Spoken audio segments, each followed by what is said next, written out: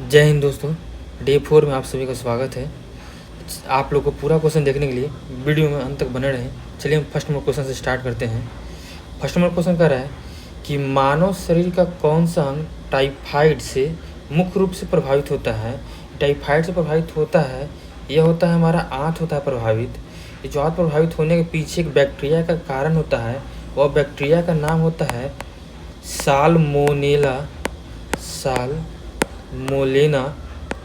Typhi नामक bacteria कारण होता है। टाइफी नामक बैक्टीरिया कारण होता है। इसका कारण होता है दूषित पानी पीने से या दूषित भोजन करने से होता है। ये सीधे सीधे आंत में जाकर, जैसे ही आंत पहुँचता है तो ये आंत में जाकर घाव बनाने का काम करेगा। यानी कि आंत वहाँ पे कहते हैं जहाँ पे हमारा जाकर भोजन पचता है, यानी कि अमाशय में। चलिए सेकंड में क्वेश्चन चलते हैं। सेकंड में क्वेश्चन करा है कि पानी की गंदगी से फैलने वाला रोग होता है। पानी की गंदगी से फैलने वाला रोग होता है, वो होता है टाइफाइड होता है। यानी टाइफाइड के पीछे रीज़न यह होता है पानी गंदगी से फैलने, यानी पानी का गंदा होना, जिसके कारण संक्रमित बीमार हो जाता है। इसीलिए तो सब लोगों को सलाह दिया जाता है कि आप गंदे पानी से दूर रहें, आप साफ़ पानी से ही नहाएं, साफ़ पानी में जाकर के रहें, साफ़ जगहों पर रहें, साफ़ सुथरा भोजन करें। ये जो है मलेरिया जो होता है, ये मच्छर के कारण होता है। ये टीबी जो होता है हवा के कारण होता है। ये जो टीबी जो है ना, ये टीबी फेफड़ा में डायरेक्ट प्रभावित करता है। फेफड़ा में वो भी किसको प्रभावित करेगा? एल्वियोली करेगा। एल्वियोली को प्रभावित करेगा। जैसे एल्वियोली को प्रभावित करता है तो जिस तरीके से हम सांस लेते हैं, खांसते हैं, तो उसके द्वारा ब्लड हमारे मुंह से निकलता है। यह जो प्लेग है, यह प्लेग बहुत ही खतरनाक बीमारी होता है। यह प्लेग को फैलाने का मुख्य रूप से काम किसका है? चूहा इसको फैलाने का मुख्य रूप से काम करता है, चूहा। अब नेक्स्ट क्वेश्चन, थर्ड नंबर, कि कैंसर अस्थि मज्जा के कौन से भाग को प्रभावित करता है? यह प्रभावित करता है ल्यूकोसाइट को प्रभावित करने का काम करता है। ल्यूकोसाइट प्रभावित इसी होता है तो इसी, यानी कि इसको हम अन्य रूप में कह सकते हैं कि यानी कि रक्त का कैंसर होता है। रक्त का कैंसर होता है, जिसका कारण यह होता है कि जो हमारे ब्लड में आरबीसी उपस्थित होता है, रुधिर वाहिका है, उस रुधिर वाहिका उसमें एक उपस्थित होता है डब्ल्यूबीसी। जो डब्ल्यूबीसी की संख्या जो होता है वो अनियमित रूप से बढ़ जाता है। यानी कि 10,000 से लगभग 8,000 से लेकर के 10,000 के बीच में एक मानव के शरीर में डब्ल्यूबीसी होना चाहिए। जो कि इससे ज़्यादा हो जाता है, यानी कि 10,000 से ज़्यादा ही होता है, प्लस में होता है, यानी कि करीबन 12,000 से लेकर के इससे एक्स्ट्रा भी हो जाएगा, तो जिसके कारण ल्यूकोसाइट नामक बीमारी हो जाएगा। चलिए नेक्स्ट क्वेश्चन चलते हैं। 4 नंबर में क्वेश्चन कह रहा है कि एक्यूपंक्चर ... में अधिक प्रचलित होता है। यह प्रचलित होता है चीन में। क्यों? चीन में यह एक प्राचीन विधि के द्वारा किया जाता है, यानी कि एक प्राचीन तरीका के द्वारा चीनियों के द्वारा किया जाता था। इसमें कारण यह होता था कि जिससे शरीर में एक विशिष्ट बिंदुओं पर पतली सुइयां चुभ होकर के बीमारियों का इलाज किया जाता था। आप सभी लोग रील्स में देखे होंगे। अब चलिए नेक्स्ट क्वेश्चन में चलते हैं। 5 नंबर क्वेश्चन कह रहा है कि MMR का टीका किस बीमारी में दिया जाता है? MMR की बीमारी टीका देता है, ऑप्शन बी हो जाएगा मेसल्स, मपल्स, रूबल्स। ये मेसल जो है, ये मेसल का हिंदी नाम होता है खसरा होता है। ये जो मपल्स है, इस मपल्स का हिंदी नाम होता है गलसुआ होता है। गलसुआ आप सभी लोग देखे होंगे, आप लोग गांव घर में देखे होंगे कि किसी किसी के मुंह में गाल के नीचे ही बीमारी होता है, यानी गाल के नीचे बीमारी एक पट्टी साटा जाता है, उसी में हम लोग गलसुआ बीमारी होता है। दूसरा है रूबेला को हिंदी में कहते हैं रूबेला ही कहते हैं। अब नेक्स्ट क्वेश्चन में चलते हैं। 6 नंबर में कह रहा है कि एड्स का अर्थ होता है, इसका पूरा अर्थ होता है एक्वायर्ड इम्यूनो डिफिशियंसी सिंड्रोम होता है। इसका काम क्या होता है कि प्रतिरोधी क्षमता को ही खत्म कर देता है। यानी कि लड़ने की क्षमता ही ख़त्म कर देता है, यानी कि WBC को डायरेक्ट प्रभावित करता है। यानी जो WBC है, इस WBC में एक टी सेल होता है, इस टी सेल को यानी कि टी लिम्फोसाइट को ही डायरेक्ट प्रभावित करने का काम करता है। जैसे ये टी लिम्फोसाइट मर जाता है तो हमारे अंदर कोई भी बीमारी से लड़ने के लिए क्षमता मर जाती है, यानी कोई भी बीमारी आएगा तो पूर्ण रूप से हमारे शरीर प्रभावित हो जाएगा। अब चलिए नेक्स्ट क्वेश्चन चलते हैं 7 नंबर में। 7 नंबर क्वेश्चन कर रहा है कि जीवाणुओं की रोम जैसी संरचना कहाँ पाई जाती है?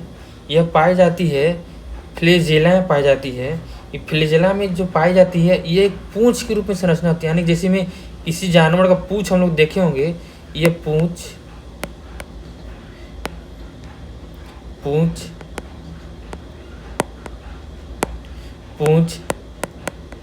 जैसी संरचना होती है, संरचना के रूप में दिखती है। चलिए तो आपको जीवाणु से संबंधित एक बीमारी के बारे में ट्रिक आपको याद दिला देते हैं कि जीवाणु से संबंधित कितने बीमारियां होते हैं, वो आपको एक बार में याद दिलवा देते हैं। एक ट्रिक है, और ट्रिक जो है डीप सिटी का कूटनी है।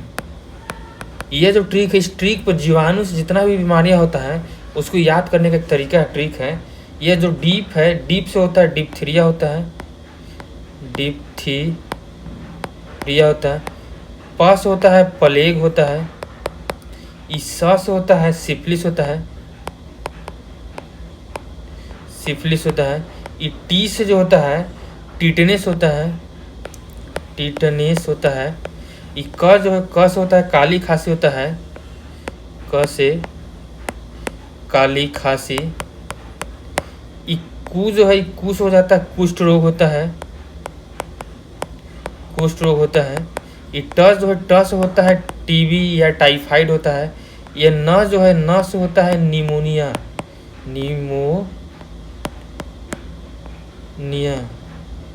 ह जो है ह से होता है हैजा। चलिए अब नेक्स्ट क्वेश्चन में चलते हैं 8 नंबर क्वेश्चन में। 8 नंबर क्वेश्चन कह रहा है कि निम्नलिखित में कौन सा अम्ल पेट के जीवाणुओं को नाश करता है? अम्ल नाश करने वाला अम्ल है HCl। HCl का फुल फॉर्म होता है हाइड्रोक्लोरिक अम्ल कहते हैं इसे हम लोग आम भाषा में। यह जो होता है ये आमाशय यानी कि आंत में होता है, यानी कि आंत कहाँ पे हो जाएगा? ये आमाशय जिसे हम लोग बोलते हैं आम भाषा में आमाशय।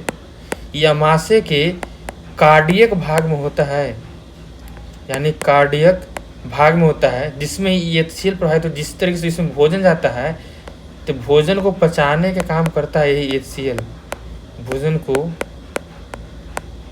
पचाता है या और सड़े गले से बचाता है, यही HCl बचाता है। अब नेक्स्ट क्वेश्चन में चलते हैं 9 नंबर में। 9 नंबर कह रहा है कि हीमोफीलिया एक अनुवांशिक रोग है जिसका परिमाण होता है, अगर किसी व्यक्ति को हीमोफीलिया हो जाएगा तो उसमें रक्त का थक्का जमेगा ही नहीं, यानी कि बाई चांस चोट लग गया या किसी वस्तु से कट गया उसमें रक्त थक्का जमेगा ही नहीं। तो ऑप्शन नंबर कौन हो जाएगा? डी, यानी कि रक्त थक्का नहीं जमता है, यानी कि कट गया तो रक्त जमेगा ही नहीं। तो इसकी बीमारी जो हुआ है ये ब्रिटेन की महारानी को हुआ है। सबसे पहला बीमारी होता है ये ब्रिटेन की महारानी को हुआ है, और आज तक उनके खानदान में जो भी जन्म लेते हैं उन सबको इसमें हीमोफीलिया नामक बीमारी होता है, और उनको आज तक झेलना ही पड़ता रहता है, इसका कोई इलाज ही नहीं है। अब नेक्स्ट क्वेश्चन 10 नंबर में चलते हैं। 10 नंबर क्वेश्चन कह रहा है कि एक्यूपंक्चर क्या है? एक्यूपंक्चर जो है यह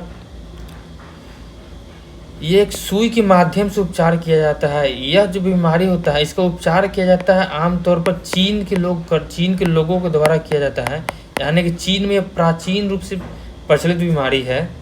अब नेक्स्ट क्वेश्चन चलते हैं 11 नंबर में। 11 नंबर क्वेश्चन कह रहा है कि डिप्थीरिया रोग से ग्रस्त होती है। डिप्थीरिया रोग से ग्रस्त होने होता है, ये गला होता है, डिप्थीरिया से इस रोग ग्रसित होता है। गले के पीछे में एक हिस्सा जो कि सफ़ेद झिल्ली बन जाती है, जिसे सांस लेने में कठिनाइयाँ होती है, जिसे हम लोग डिप्थीरिया रोग कहते हैं। अब नेक्स्ट क्वेश्चन 12 नंबर में चलते हैं। 12 नंबर क्वेश्चन कह रहा है कि मलेरिया रोग प्रभावित करता है। यह जो मलेरिया है यह मलेरिया प्लीहा को प्रभावित करने का सबसे पहले कार्य करता है। अब प्लीहा को प्रभावित करता है, यानी कि सबसे पहला काम यह क्या करता है कि आरबी से जितना भी बनता है ना उस सब आरबीसी को नष्ट करने का काम कर देता है। यानी कि आरबीसी को जैसे ही मारेगा, जैसे ही मारते जाएगा तो आरबीसी मरते जाएगा, आरबीसी तो बनेगा नहीं, तो बनेगा नहीं तो जा करके पीलिया में ही जमा होता है, पीलिया में ही जमा होता है। तो पीलिया में जैसे जमा होगा आरबीसी जितना मरा होगा तो पीलिया का आकार क्या हो जाएगा, पीलिया का आकार बढ़ेगा। तो जैसे बढ़ेगा तो मलेरिया रोग प्रभावित होने के कारण मुख्य रूप से बन जाता है। जो प्रभावित करता है मलेरिया रोग, इसको प्रभावित करने वाले वो मच्छर होते हैं। इस मच्छर का नाम होता है मादा एनाफिलीज, मादा एनाफिलीज मच्छर होता है जिसके कारण प्रभावित होता है पीलिया। अब नेक्स्ट क्वेश्चन 13 नंबर में चलते हैं। 13 नंबर क्वेश्चन कह रहा है कि एड्स में डी का क्या तात्पर्य है। तो चलिए हम आपको एड्स का फुल फॉर्म बताते हैं। एड्स का फुल फॉर्म होता है एक्वायर्ड इम्यूनो डिफिशियंसी सिंड्रोम। तो देखिए, तो ए से क्या होगा एक्वायर्ड, आई से क्या होगा इम्यूनो, डी से क्या होगा डिफिशियंसी। तो देखिए ऑप्शन में कौन है डिफिशियंसी हो जाएगा आपका ऑप्शन सी। अब नेक्स्ट क्वेश्चन चलते हैं 14 नंबर में। 14 नंबर क्वेश्चन कह रहा है कि ग्लूकोमा एवं ट्रैकोमा किस अंग का रोग होता है। ये जो ग्लूकोमा जो है, ये ग्लूकोमा डायरेक्ट प्रभावित करता है, हमारे आंखों को प्रभावित करने का काम करता है। इसे दूसरा नाम हम लोग बोलते हैं काला मोतिया भी कहते हैं इसे, यानी कि काला मोतिया कहते हैं। इसका काम क्या होता है ना कि आँख में जो नस होता है, आँख का नस चप जाता है, यानी कि चप यानी दब जाता है, जिसके कारण आदमी को कम दिखता है और आँख खुल नहीं पाता है। नेक्स्ट क्वेश्चन में चलते हैं 15 नंबर में। 15 नंबर क्वेश्चन कह रहा है कि हेपेटाइटिस रोग में शरीर का कौन सा अंग प्रभावित होता है। हेपेटाइटिस रोग में शरीर का कौन सा अंग प्रभावित होता है। वह प्रभावित होता है यकृत को प्रभावित करने का काम करता है हेपेटाइटिस। यह हेपेटाइटिस जो है यह विषाणु जनित रोग होता है, विषाणु जनित रोग है। इसका काम ये होता है ना कि जैसी जाएगा यकृत में तो यकृत को सूजन हो जाता है, यानी कि यकृत में क्या होता है कि सूजन हो जाता है, जिसके कारण हेपेटाइटिस नामक रोग होता है। इसको आम भाषा में एक नाम और बोल सकते हैं, आप लोग सभी सुने होंगे, जिसका नाम बोलते हैं हम लोग लेते हैं पीलिया। अब नेक्स्ट क्वेश्चन 16 नंबर में चलते हैं। 16 नंबर कह रहा है कि डॉट रोग पानी के माध्यम से होता है। यानी कि पानी के माध्यम से होने का मतलब यह है कि जो दूषित पानी से होगा, दूषित भोजन करने से होगा, तो वह बीमारी का नाम होता है हैजा। यानी कि अगर दूषित पानी दूषित भोजन करेंगे तो आपको हैजा बीमारी होगा। हैजा में यह होता है कि इंसान का पेट खराब रहता है, उल्टियाँ होने लगता है, दस्त होने लगता है, जो इंसान बीमारी को इलाज नहीं कर सकता है। जिसका मेन रीज़न यह होता है कि इसमें दूसरा नाम देते हैं कॉलरा, नाम देते हैं हम लोग आम भाषा में कॉलरा नाम देते हैं। ये डायरेक्टली प्रभावित जो करता ना है, ये प्रभावित करता है आंत को, यानी कि जिसमें जाकर के भोजन जमा होता है, जिसमें हाइड्रोक्लोरिक अम्ल उपस्थित होता है, उसी को डायरेक्टली प्रभावित करने का काम करता है। नहीं भोजन पच पाता है बढ़िया से, नहीं भोजन को पूर्ण से पचाने का कार्य कर पाता है। अब नेक्स्ट क्वेश्चन में चलते हैं। 17 नंबर क्वेश्चन दिए हुए हैं कि प्याज है, प्याज जो है एक बल्ब होता है, प्याज एक बल्ब है। यानी कि इसका मतलब यह हुआ कि वनस्पति विज्ञान में प्याज एक रूपांतरित भूमिगत तना होता है, जिसे बल्ब की श्रेणी में रखा जाता है। अब नेक्स्ट क्वेश्चन चलते हैं 18 नंबर। 18वां क्वेश्चन कह रहा है कि अदरक का तना है रूपांतरित होता है, या किस रूप में रूपांतरित होता है। अदरक जो होता है वो तना के रूप में रूपांतरित होता है। अदरक एक प्रकंद है जो कि जमीन के अंदर बढ़ने वाला एक रूपांतरित रूप से होता है। एक रूप में और भी कर सकते हैं कि इसमें एक सवाल पूछ सकता है कि कौन से फल में इंटरनोड नोड पाए जाते हैं, तो उस वक्त तो जवाब में दे सकते हैं हम लोग अदरक, जिसमें इंटरनोड और नोड पाए जाते हैं। अब नेक्स्ट क्वेश्चन चलते हैं 19 नंबर। 19 नंबर कह रहा है कि बांस किस कुल का पौधा है। बांस जो है यह घास के कुल का पौधा है। क्यों? क्योंकि बांस को पेड़ नहीं बल्कि घास की श्रेणी में रखा गया है। यह दुनिया का सबसे तेजी से बढ़ने वाला घास के रूप में है। अगर आप बांस को जड़ी से नहीं उखाड़िएगा तब तक वो ख़त्म ही नहीं होता है। फिर आपको 2 महीना 3 महीने के बाद बांस तुरंत निकल जाएगा, फिर उस बांस को काटेगा तो फिर नए बांस निकलते जाएंगे आगे, इसीलिए इसको घास के रूप में रखा गया है। नेक्स्ट क्वेश्चन चलते हैं अब 20 नंबर और लास्ट क्वेश्चन। 20 नंबर क्वेश्चन कह रहा है कि सामान्य चीनी या केन शुगर किसे कहते हैं? इसे हम लोग कहते हैं सुक्रोज को कहते हैं, जो समान रूप में चीनी होता है, और केन शुगर भी कहते हैं। यह जो होता है चीनी से बनाने के लिए ये घरों में इस्तेमाल करते हैं, जो आमतौर पे हम लोग करते हैं गन्ने के रस के करते हैं, गन्ने के रस से। और दूसरा करते हैं जो महाराष्ट्र में खेती होता है जिसे हम लोग कहते हैं सफ़ेद चुकंदर होता है, उस सफ़ेद चुकंदर से ही हम लोग चीनी बनाने का काम करते हैं।